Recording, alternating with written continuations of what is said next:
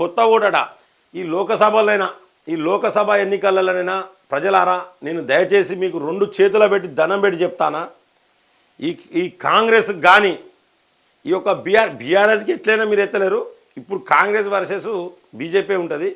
ఖచ్చితంగా జై శ్రీరామని బీజేపీకి గుద్దారు, జై శ్రీరామని బీజేపీకి గుద్దని దాన్ని స్టేటస్లో పెట్టుకోండి దయచేసి ప్రజలారా. ఎందుకంటే మనకు జై శ్రీరామ్ అనేదే నినాదం, ఇప్పుడు నినాదం కావాలి. ఈ జై శ్రీరామ్ అనే నినాదం ఉంటే ఒక అతను పెట్టిండు ఫేస్బుక్లో పెట్టిండు చదివిన, జై శ్రీరామ్ అనే నినాదం కనుక ఉంటే ఖచ్చితంగా హైదరాబాద్లో కూడా మనమే గెలుస్తాం. అసలు అసదుద్దీన్ను బొందబెట్టేది ఏంటంటే జై శ్రీరామ్ నినాదమే. అసదుద్దీన్ ఓవైసీని కనుక బొందబెట్టే పరిస్థితి, బొందబెట్టాలనే ఆలోచన ఏమైనా ఉంటే జై శ్రీరామ్ అంటే చాలు. ఎందుకంటే అక్కడ ఓట్లు హిందువుల ఓట్లే ఎక్కువ ఉన్నాయి. ఆయన ముస్లింలకు చేసింది ఏం లేదు. అక్కడ అసదుద్దీన్ ఓవైసీ ముస్లింలకు చేసింది ఏం లేదు. ప్రజలారా దయచేసి ఈ నినాదం మర్చిపోవద్దు, జై శ్రీరామ్ అనే నినాదం మర్చిపోవద్దు. మనకు నెక్స్ట్ రామ మందిరంలో ప్రాణ ప్రతిష్ఠ ఉన్నది. సో ఇవన్నీ కూడా మనకు కలిసి వచ్చే అంశాలు. ఖచ్చితంగా ప్రజలందరికీ కూడా ఇంకోటి, ఈ యొక్క రాముని అక్షంతలు, ఈ అక్షంతలు అనేవి ఇంటింటికి పోయినాయి. దీనికి కారణం ఎవరు? దీనికి కారణం ఎవరంటే దీనికి కారణము ఆర్ఎస్ఎస్ కావచ్చు, విశ్వ హిందూ పరిషత్ కావచ్చు, ఏబీవీపీ కార్యకర్తలు ఉన్నారు, అందులో భారతీయ జనతా పార్టీ నాయకులు కార్యకర్తలు ఉన్నారు. వీళ్ళందరూ ఎందుకంటే ఇవన్నీ కూడా మీ అందరికి తెలవాలి ప్రజలారా. మీ అందరికీ ఇంటి దగ్గరికి అక్షంతలు వచ్చినాయంటే అందరూ మంగళారతులు పట్టుకొని పోయి అక్షంతలు తీసుకుంటా ఉన్నారు. అంటే ఏంటి దానికి కారణం ఎవరు? ఇదే విశ్వ హిందూ పరిషత్ కావచ్చు, ఆర్ఎస్ఎస్ కావచ్చు. ఇటువంటి ఆర్ఎస్ఎస్ మీద నేను ఒక 2 విషయాలు చెప్పదలుచుకున్నా ప్రజలారా. ఆర్ఎస్ఎస్ మీద, విశ్వ హిందూ పరిషత్ మీద చెప్పడానికి ఏంటంటే, ఈ యొక్క గతంలో కాంగ్రెస్ అదే నాకు ఒక ఆర్ఎస్ఎస్ ఒక నాయకుడు ఒక అతను ఫోన్ చేశారు. ఫోన్ చేసి విశ్వ హిందూ పరిషత్ నాయకుడు ఒక అతను ఫోన్ చేశారు. ఇట్లా ఫోన్ చేసి ఏమంటారంటే, ఈ మధ్యలో హిందువులందరూ ఏకమవుతారు అన్నారు. Yes, it is correct. హిందువులందరూ ఏకమవుతారు. ఎందుకు ఏకమవుతారు హిందువులందరూ అనేది మీకు తెలుసా సార్ అని అడిగిన నేను. మీకు తెలుసా సార్ అంటే నన్నే అడిగారు, ఎందుకు అవుతున్నారు అని అడిగారు. హిందువులు ఎందుకు ఏకమవుతారంటే, గతంలో కాంగ్రెస్ ఉండేందంటే హిందువులను ఏకం కాకుండా, హిందువులు ఐకమత్యం కాకుండా ఉండకుండా దేశంలో కాంగ్రెస్ పాలించినప్పుడు చేసేది. ఇప్పుడు నరేంద్ర మోడీ గారు వచ్చిండ్రు, హిందువులందరూ ఏకం కావాలి, అట్లని ముస్లింలను ఇబ్బంది పెట్టద్దు, అట్లని క్రిస్టియన్స్ని ఇబ్బంది పెట్టద్దు, మన దేశంలో ఉండి ఏ తప్పు చేయని వాళ్ళని ఎవరిని ఏమనద్దు అనే విషయం క్లియర్గా చెప్పిండు నరేంద్ర మోడీ గారు. దాంతోనే నరేంద్ర మోడీ వచ్చినాకనే ఈ 9.5 సంవత్సరాలు 10 సంవత్సరాల పీరియడ్లోనే హిందువులలో ఒక చలనం అనేది వచ్చింది. హిందువులందరూ కూడా ఏకమవుతారు. జై శ్రీరామ్ అనే నినాదంతో హిందువులందరూ కూడా ఏకమవుతారు. ప్రజలారా దయచేసి మనందరం కూడా ఐకమత్యంగా ఉండాలి హిందువులం. ఎందుకంటే మన మీద ఎంత కుట్ర జరుగుతుందంటే ఓట్లకు మాత్రమే హిందువులను ఉపయోగించుకుంటూ ఉన్నారు, ఓట్లకు మాత్రమే. అంతేగాని హిందువులకు చేసింది ఏం లేదు.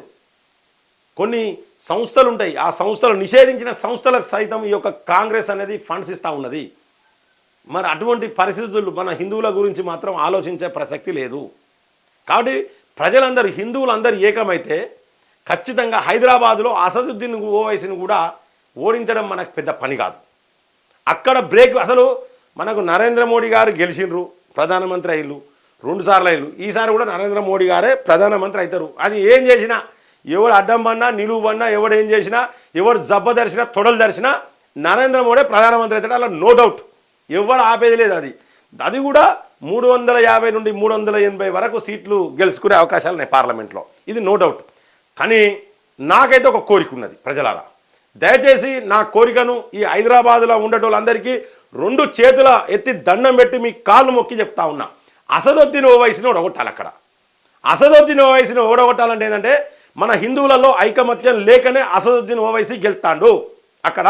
ఎందుకంటే మనలు 2-3 నిలబడతారు అక్కడ, ఓట్లు డిస్ట్రిబ్యూట్ చీలిపోతున్నాయి. దానివల్ల మాత్రమే అసదుద్దీన్ ఓవైసీ గెలుస్తాడు. కాంగ్రెస్ కూడా అదే పని చేస్తుంది. అక్కడ కాంగ్రెస్ నిలబెడుతుంది, బీఆర్ఎస్ నిలబడుతుంది, బీజేపీ నిలబడుతుంది. మనకు సమస్య ఎక్కడ వచ్చిందంటే అసదుద్దీన్ ఓవైసీని హైదరాబాద్లో ఓడగొట్టడం అనేది పెద్ద పని కాదు.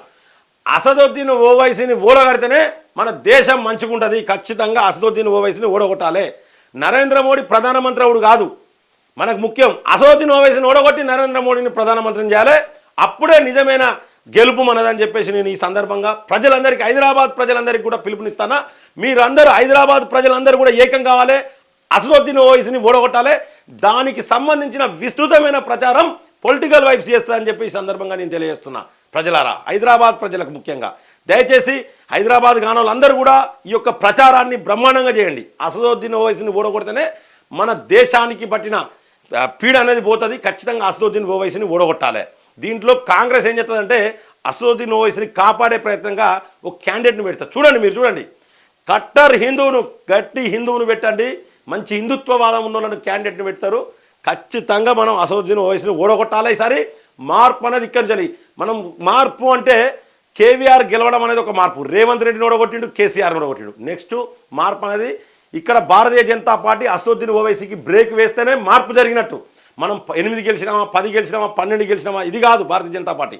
అసదుద్దీన్ ఓవైసీని మాత్రం ఓడగొట్టాలి. ఖచ్చితంగా ఇది మన అందరి ఎజెండా కావాలి. ప్రతి ఒక్కరు దీంట్లో భాగస్వామ్యం కావాలని చెప్పేసి కోరుకుంటున్నాం మిత్రులారా.